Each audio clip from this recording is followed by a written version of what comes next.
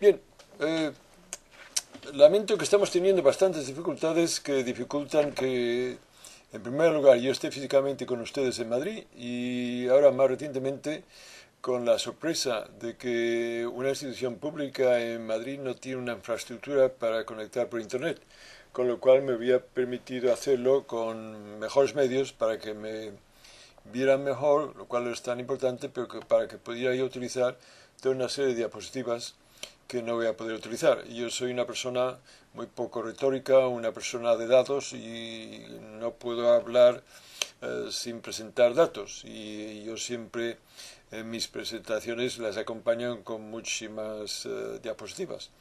Pero, en fin, voy a intentar comunicarme con ustedes sin estas diapositivas y Ricardo me ha enviado una serie de preguntas que desearían que yo respondiera y que voy a intentar hacerlo. De nuevo, pido disculpas en primer lugar porque mi calendario es súper denso y una serie de intervenciones quirúrgicas forzó un retraso que ha hecho una acumulación de actividades que, por desgracia, el día solo tiene 48 horas y me ha forzado a tener que cambiar mi calendario y el compromiso anterior no pude respetarlo. Bien, y también me sabe muy mal que la tecnología no esté al alcance y al nivel que corresponde a una ciudad como Madrid, pero en fin, esperemos que esa situación se pueda resolver en una etapa más futura con una estructura y un gobierno más sensible a las necesidades del sector público. Bien, vamos ahora a hacer esa reflexión sobre los temas que Ricardo me plantea.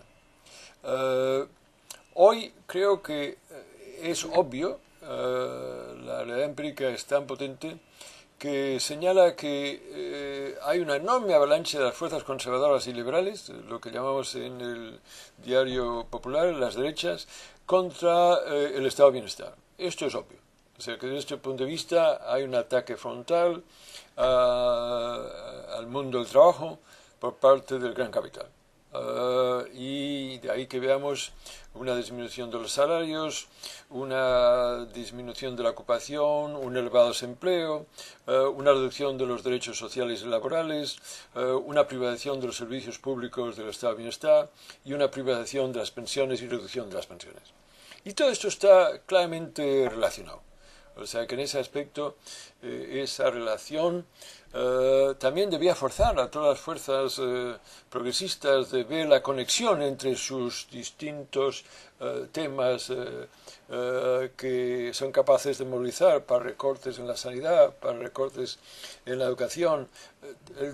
El problema está muy relacionado y la raíz del problema es fácil de ver si se quiere ver. Bien, es la enorme fuerza del mundo capital frente al mundo del trabajo.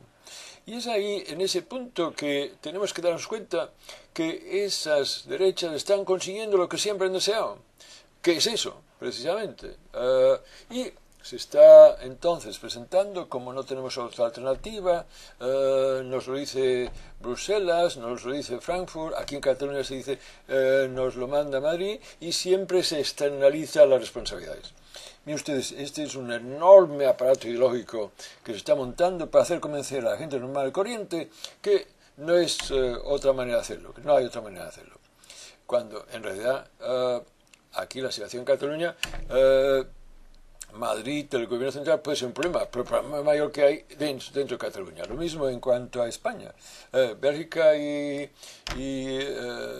Bruselas y Frankfurt pueden ser un problema, pero el mayor problema que existe en España son los grupos dominantes en que el capital financiero tiene un poder casi absoluto sobre el Estado español. Ese es el tema que no se discute y que se oculta bajo ese aparato ideológico tan potente y a través de los medios, en donde en España no hay una prensa progresista.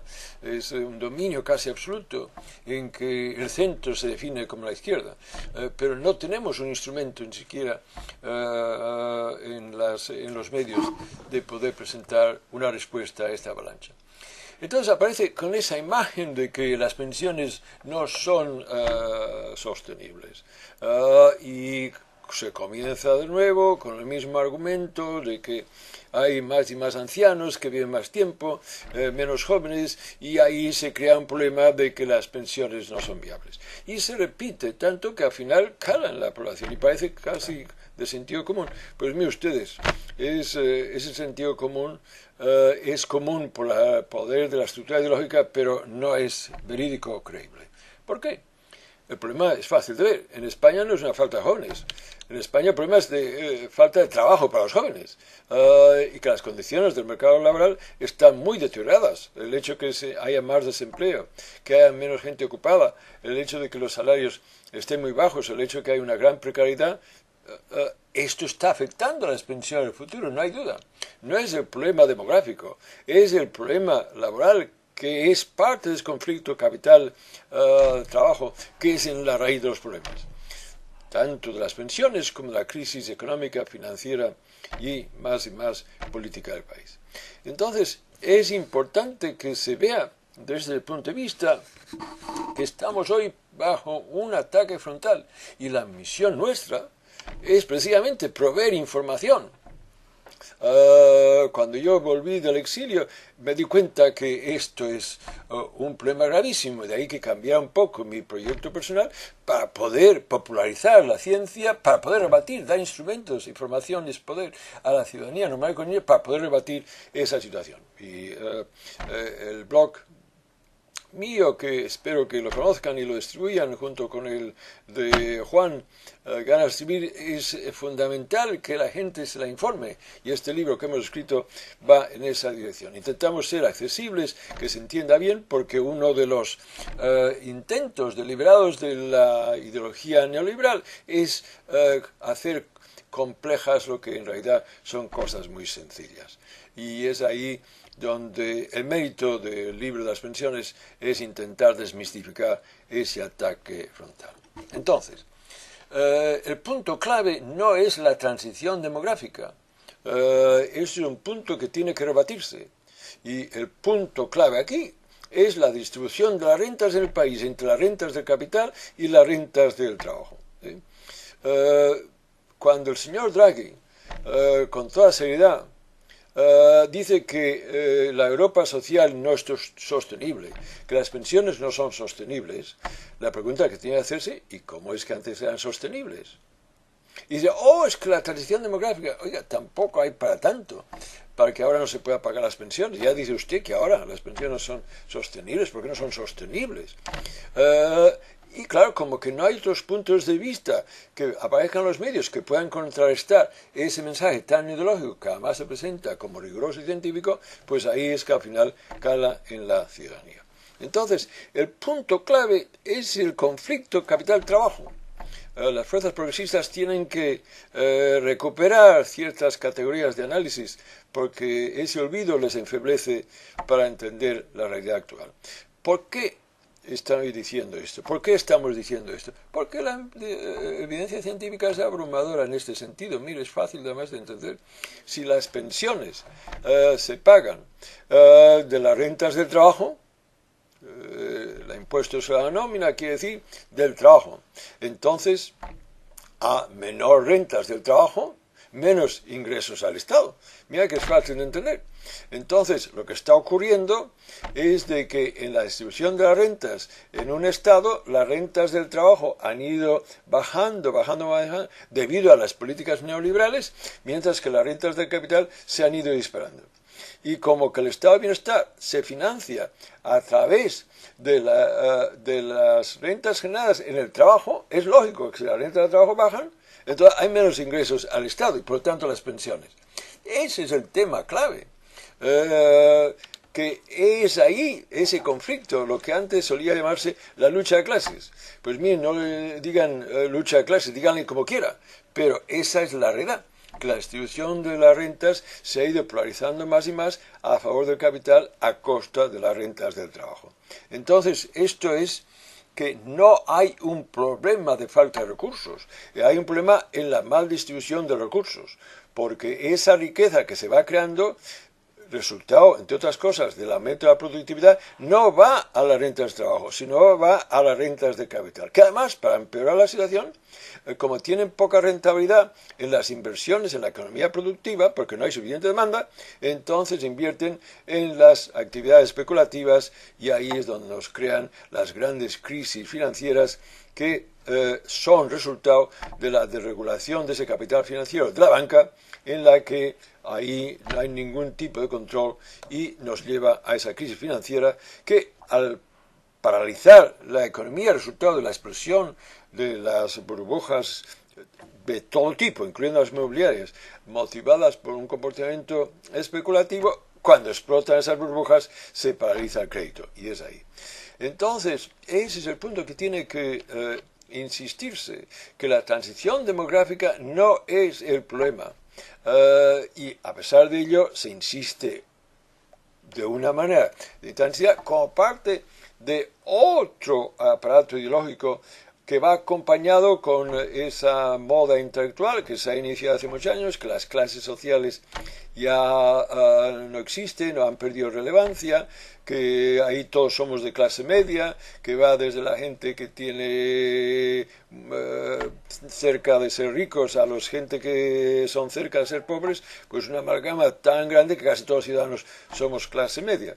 Y ahí tiene que acentuarse que esa no es la realidad de nuestro país. En España hay clases y que se han ido polarizando de manera que ese conflicto entre el mundo capital y sus aliados, que es una minoría de la ciudadanía, por cierto, más que un 1%, puesto que ese 1% que son los grandes controladores del capital financiero y productivo no pueden funcionar si todo un aparato de legitimación de los medios de información, de los aparatos de Estado, que son el otro 9%. O sea que yo aquí quiero acentuar que ese eslogan del 1% tiene que cualificarse. Si fuera 1% sería menos el problema es más grande porque incluye también sectores de las pequeñas burguesías y sobre todo de las clases medias de renta entre el mundo intelectual, mediático, que juega un papel muy importante.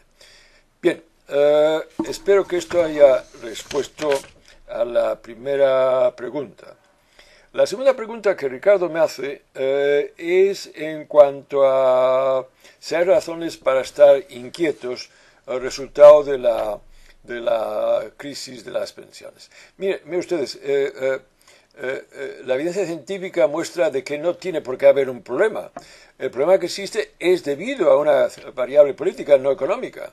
En esa lucha entre capital y trabajo está ganando el capital y debido a que el aparato del Estado está claramente al servicio de este capital, que en España, resultado de una transición muy modélica, nos llevó de una dictadura a una democracia enormemente limitada, resultado de una transición en la que las fuerzas herederas del Estado fascista han tenido una enorme influencia en ese periodo post-dictatorial llamado democrático, en el que tienen una enorme fuerza, y es ahí donde en el sur de Europa es ese denominador común, que las fuerzas conservadoras han sido muy dominantes en la vida política de estos países de la Segunda Guerra Mundial, y de ahí que tengamos un estado de bienestar muy pobre, que el Estado español nunca ha reconocido la plurinacionalidad de España y que nos está creando unos conflictos sociales y ahora nacionales tremendos.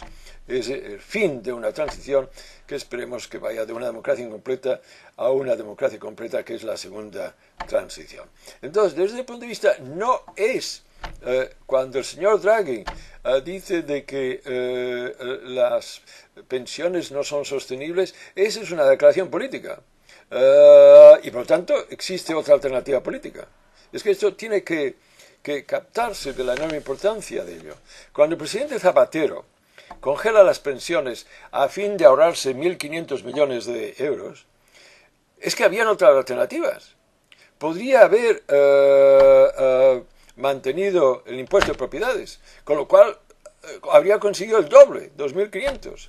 O podría haber eliminado la bajada de impuestos de sucesiones, con lo cual conseguía 2.500 millones. O podría haber anulado la rebajada de impuestos de las personas que ingresaban más de 150.000 150.000 euros al año, y con lo cual habría conseguido 2.500 millones.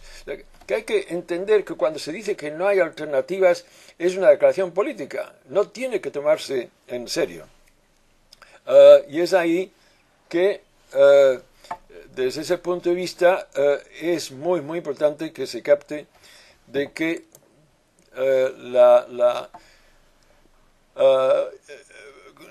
el avalanche de ese mensaje de que el Estado social no es sostenible, de que no hay otras alternativas, son declaraciones claramente ideológicas con un tono político muy conservador, muy neoliberal, que no debe aceptarse, y de ahí donde deba responderse. Es más, en ese aspecto, lo que es interesante es resaltar, si las pensiones públicas están en crisis, ya me usted sobre las pensiones privadas. Fíjense, Suecia, en un momento determinado, tomó la decisión de que parte de las pensiones iban a ser canalizadas a través del sector privado. Pues mire, ustedes se han arrepentido, porque la crisis ha creado un enorme problema a las pensiones privadas. Bien, insisto, de que el tema no es, las pensiones no son en sí un problema. Lo que es el problema es la mal distribución de recursos. En la medida que el país sea más rico, tiene más recursos. Y es ahí donde, desde el punto de vista, el tema clave es la distribución de recursos.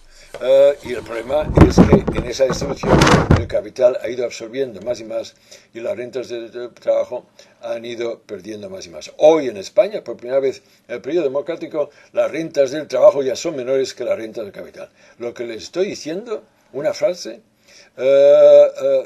es enorme. Las implicaciones de ello es enorme. Muestra la enorme debilidad del mundo del trabajo frente a la. Vamos entonces a contestarle a Ricardo la tercera pregunta en cuanto ¿qué hacer?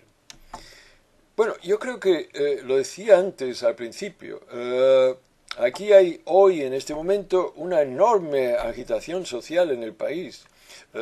Aquí en Cataluña es enorme. Hay manifestaciones en la calle casi cada día por los recortes en sanidad, por los recortes en educación, por los ERES. Hoy Cataluña, España, tiene una enorme agitación social. Aquí en Cataluña hay también el tema nacional, en que la mayoría de la ciudadanía en Cataluña ya está harta del Estado español. Y aquí quiero clarificar. Estar harta del Estado español no quiere decir estar harta de España. Esto es una distinción que no se hace en los medios y que está haciendo mucho daño. En Cataluña no hay, a nivel de calle, un sentimiento anti-español. Esto se lo garantizo yo. Y vengan ustedes a Cataluña y lo verán. Lo que sí que hay es lo que también está ocurriendo en España, que el pueblo español está cada vez más y más harto de ese Estado español que fue resultado de una transición inmodélica de una dictadura a una democracia, y que ese Estado no representa a la ciudadanía. El movimiento 15M lo entendía muy bien, no nos representa, y es cierto. Ese Estado no representa a la población de los distintos países y naciones que constituyen España. La gente lo dice, no nos representan. Y de ahí que esa distinción, que el Estado español hoy es claramente no representativo, está perdiendo legitimidad, porque además está llevando a cabo políticas que no tienen ningún mandato popular, políticas que no estaban en sus ofertas electorales. Hay una crisis de legitimidad del Estado, y ocurre en las calles de Madrid, de Sevilla, de La Coruña, de Valencia, de Barcelona, de Gerona. La gente está harta de esta situación, y en Cataluña dicen, estamos hartos de ese Estado español. No es estar hartos de España. Lo que pasa es que las fuerzas conservadoras de los dos mayores partidos políticos, con su jacobismo y nacionalismo españolista extremista, que aprovecho para decir que es el nacionalismo más oprimente que existe en España, y en cambio ni siquiera se consideran nacionalistas. Es que es irónico. Pues ese nacionalismo tan absorbente está agotando este país. Bien, desde el punto de vista, la respuesta está clara. de que la madurez política se mide por la capacidad de relacionar hechos. Entonces lo que se requiere es un movimiento popular en contra de ese Estado, mostrando que España no es un país pobre. España ya tiene un porcentaje interno bruto por habitante que es el 94% promedio de la Unión Europea a los 15, que son los países más ricos de la Unión Europea a los 15. Entonces, ¿dónde está el problema si no es un país pobre? En cambio, el gasto público social por habitante no es el 94% promedio del gasto público social por habitante de la Unión Europea a los 15, es solo el 72%. Si fuera el 94%, España se gastaría 66.000 millones de euros más. 66.000 millones de euros más. ¿Se da cuenta de lo que eso significa? Estos recursos existen en España. Lo que pasa es que ese Estado, que no es el nuestro, no recoge estos dineros. ¿Y de dónde no lo recoge? Si les hubiera mostrado las diapositivas, mostraría el problema muy claro que existe en España, la política fiscal. Desde el punto de vista, aquí el ciudadano normal y corriente ya paga en impuestos unas cifras comparables a lo que pagan impuestos el promedio de la Unión Europea de los 15. En cambio, el tope, una minoría que ingresa sobre todo a partir de las rentas del capital, que absorbe una enorme cantidad de renta en el país. Recuerden que las rentas de capital ya son más grandes que las rentas de trabajo. Esta gente no paga casi nada en impuestos. Es ahí, no me diga, señor Draghi, de que no es sostenible. Señor Rajoy, no me diga que nos gastamos más de lo que tenemos, pero por favor, el señor Rajoy, y aquí en Cataluña el señor Mas también repite lo que el señor Rajoy dice, pero lo dice en catalán. Ese es el reto que tenemos todas las fuerzas progresistas en este país. Y quisiera ya terminar con una nota que el problema que existe en este país, y sé que lo que voy a decir es duro, pero son las izquierdas, no son las derechas. Están demasiado divididas, con demasiado sectarismo. Cuando hay una imagen que viene de la guerra civil, a un niño mirando a su padre y diciendo: papá, ¿por qué os peleáis?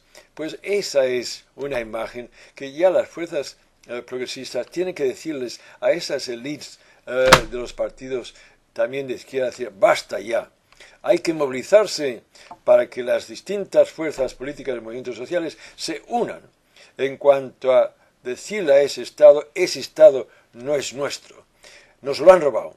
Desde el punto de vista, el pueblo español se merece otro Estado, y ahí con una contundencia, y si hace falta con desobediencia civil, porque es democracia que nos pertenece. Es esa democracia por la cual nuestros padres lucharon y perdieron la guerra. La democracia que nosotros iniciamos en los años 50, el movimiento antidictatorial, no violento. Los años 60 y 70, liderado por el movimiento obrero. Los años 80 y 90, que la gente todavía protestaba frente a una democracia que no se merecía este nombre. Entonces, es ahí donde yo creo que es fundamental que la gente se movilice. Y para ello necesita información. Y de ahí yo creo que el libro que hemos publicado en el área de pensiones intenta dar esa información a la ciudadanía para que cuando le digan: oh, es que no podemos pagarlo, digan: sí, oiga, señor Zapatero, no coge las pensiones, se puede pagar de esta manera. O señor Rajoy, no recorte 6.000 millones de euros a la sanidad. Usted podía haber hecho revertiendo la bajada de impuestos de las grandes empresas que facturan más de 150 millones al año. Y eso es lo que en la lucha ideológica es esencial, la información. Y es ahí donde yo creo que ATAC está contribuyendo, y que nos alegra a contribuir nuestro pequeño grano de arena con Juan y yo en haber escrito este libro para informar a la ciudadanía. Y de nuevo lamento no haber podido estar con ustedes. Hasta pronto, espero. Muy bien. ¿Ya está?